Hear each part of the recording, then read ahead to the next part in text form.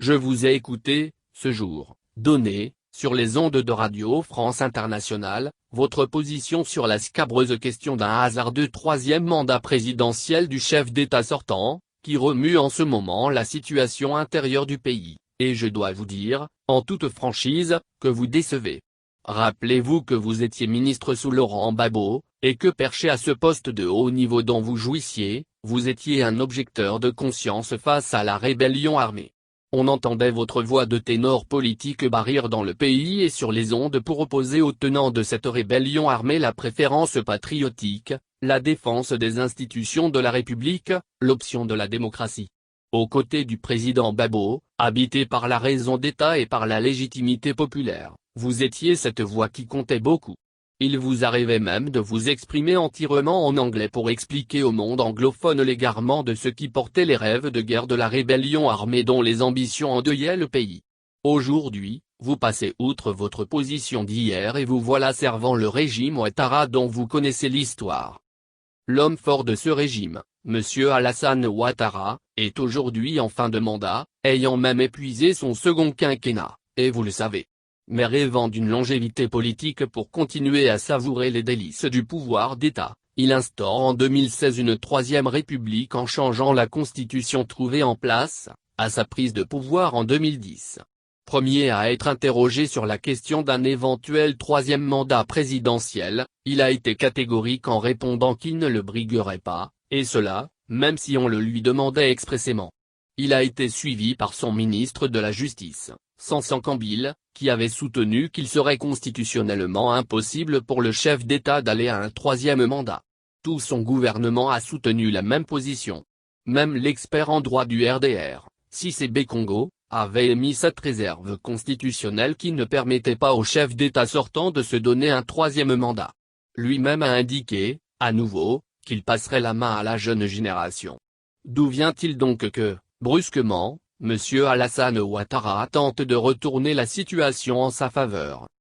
Pourquoi entend-il aujourd'hui revenir, contre toute attente, sur sa parole et dire qu'il est encore candidat à sa propre succession? Comment va-t-il même jusqu'à faire croire qu'il répond là favorablement à la demande pressante des Ivoiriens? Depuis quand le peuple de Côte d'Ivoire lui aurait-il demandé d'être le candidat qu'il veut être à tout prix?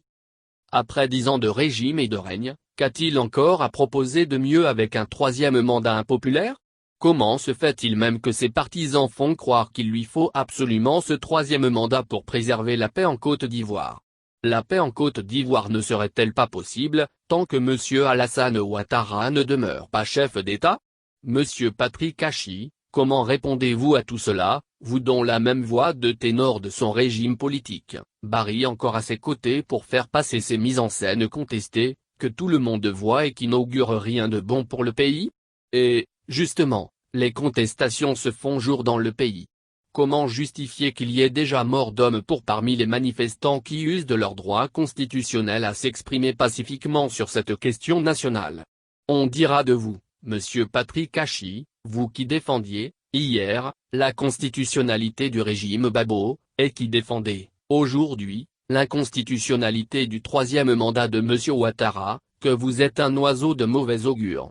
Quelle conscience vous donnez-vous à servir de trompette dans un orchestre qui joue faux? À partir du moment où il y a déjà mort d'hommes par répression au sein du peuple manifestant, l'homme fort du moment, que vous continuez de soutenir mordicus, en vaut-il encore la peine? La lucidité intellectuelle et politique ne commande-t-elle pas à nos consciences, à tous, de demander et d'exiger son départ pur et simple, et non plus simplement le retrait de sa candidature? Quel bon sens soutenez-vous, quand vous vous affichez du côté d'un homme d'État en fin de mandat réel, qui n'entend pas raison et qui veut demeurer au pouvoir, quoi que cela en coûte à la vie du peuple? N'est-ce pas la même obstination à rester absolument en place, que lui-même et ses soutiens, reprochaient radicalement à son prédécesseur Laurent Gbagbo? Un poste de ministre d'État empêche-t-il de voir clair, de dire vrai et de marcher avec droiture? Est-on ministre d'État pour le mérite d'avoir été une girouette politique à ce point?